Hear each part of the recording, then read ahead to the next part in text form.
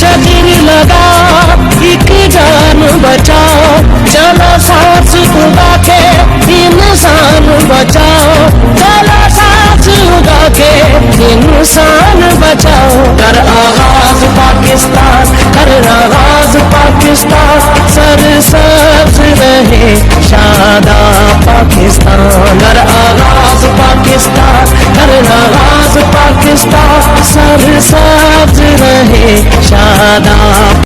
जी बिस्मिल्लाहिर्रहमानिर्रहीम। अस्सलाम वालेकुम सामीन। गो ग्रीन रेवोल्यूशन टीम के साथ मैं हूं अनीस आलमबाग।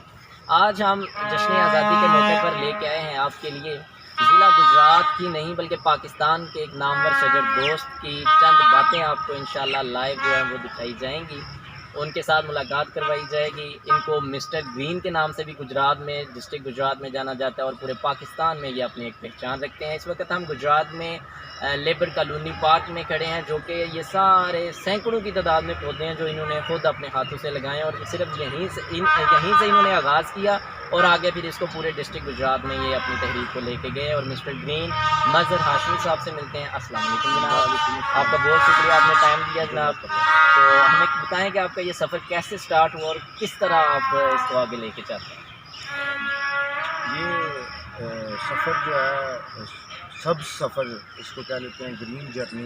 जी जी एक टीचर की हैसियत से जब मैंने देखा कि माहौलियाती आलूदगी जो हमारा बहुत बड़ा मसला है और जहाँ पे पौधा लगाना ज़रूरी है।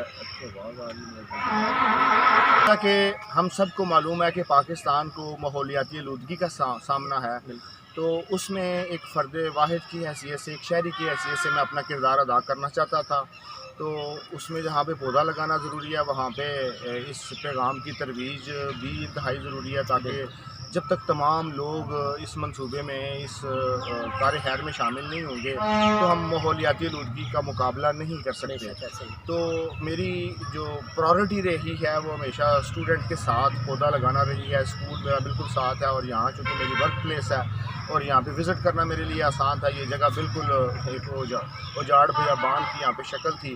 तो सिविल सोसाइटी के साथ मिलकर, मुख्तलिफ फलाई तंजीमों के साथ मिलकर, तो तलबा, बिलखुसूस तलबा के साथ मिलकर यहाँ पे काम का आगाज़ किया। यहाँ पे 400-500 से ज़्यादा पौधे हम खड़े कर चुके हैं अल्हम्दुलिल्लाह।